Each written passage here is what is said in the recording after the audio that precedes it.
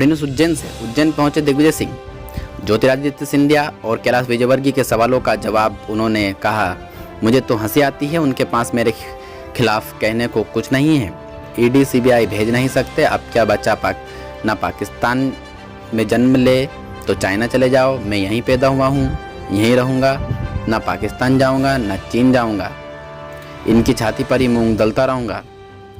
दिग्विजय सिंह ने पलटवार किया। बता दें आपको, अलग अलग बयानबाजी अभी से चल रही है। जब दिग्विजय सिंह ने सिंधिया पर बयान दिया, बयान सिंधिया की तरफ से बयानों का सिलसिला चलता रहा है। नरेंद्र सिंह तोमर अपनी पार्टी के संगठन को कमज़ोर बताने वाले बयान पर कहा कि मध्य प्रदेश में कांग्रेस का संगठन से कोई लेना देना नहीं है और सही मायने में भाजपा का संगठन में बेहतर काम कर रहा है। सीएम शिवराज सिंह चौहान के नेतृत्व में बेहतर बताते हुए उन्होंने कहा कि 2023 में इस बार फिर मध्य प्रदेश में भाजपा सरकार बनाने में सफल रहेंगे। न्यूज़ एडिटर पुरुषोत्तम बैरागी, India 24/7 today news, Madhya Pradesh.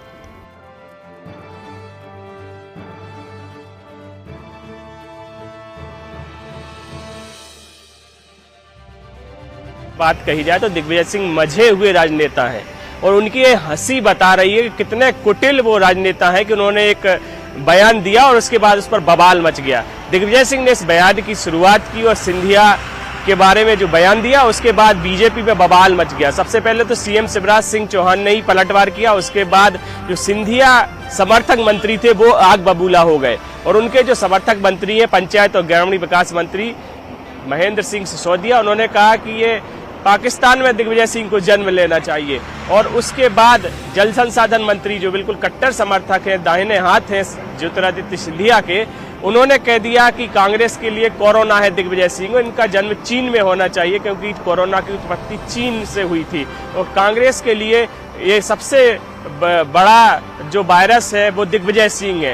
ये बयान जल संसाधन मंत्री तुलसी सिलावट ने दिया। लेकिन दिग्विजय सिंह को देखिए कितनी हंसी के साथ वो इस बयानों को कह रहे हैं कि उनकी जो बात उन्होंने जो कही थी और जिस मकसद से कही थी वो पूरी होती हुई दिखाई दे रही है। और बड़े हंसते हुए अंदाज में उन्होंने कहा कि मैं भारत में ही पैदा हुआ हूँ, यहीं पे मरूंगा, मैं ना चाइना जाने ना दूसरी एजेंसियां ये भेज सकते हैं, इसलिए इस तरह की बयानबाजी कर रहे हैं। लेकिन कहीं ना कहीं टीस है कांग्रेस नेताओं के मन में, क्योंकि जिस तरह से कमलनाथ सरकार गिराई गई और ज्योतिरादित्य सिंधिया ने बीजेपी की सरकार बनवाई, उससे हर कांग्रेसी नेता के मन में टीस है और दिग्विजय सिंह के मन में भी यही टीस है जो बार बार इस तरह के बयानों से निकल कर सामने आती है। और इस तरह के बयान अधिकतर कांग्रेस नेता देते रहते हैं, खासतौर से दिग्विजय सिंह, कमलनाथ और दूसरे नेता।